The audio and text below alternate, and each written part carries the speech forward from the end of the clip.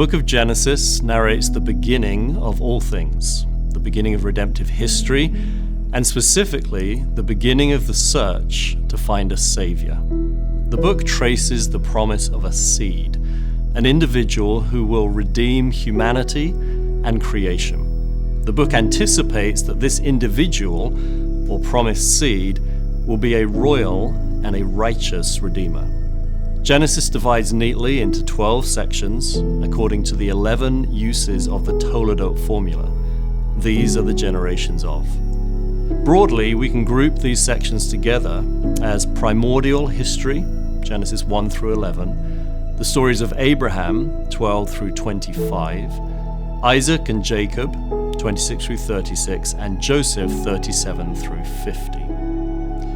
Some important texts within Genesis include Genesis 1, the story of creation, Genesis 2 and 3, the fall of humanity, Genesis 12, verses 1 through 3, those are the promises given to Abraham, which lay a foundation for the patriarchal promises, Genesis 15 and 17, the covenants that God makes with Abraham, and then perhaps one of the last verses of the book, Genesis 50, verse 20, which summarizes the way in which God worked in Joseph's life, but really throughout the entire narrative.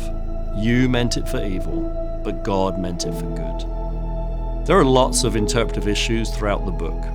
Who are the Nephilim? What specifically was the sin of Noah's sons, or of Lot's wife?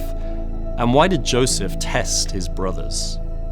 Aside from these, perhaps the greatest danger for the preacher will be a tendency to turn every episode into a moral example for us to avoid or imitate.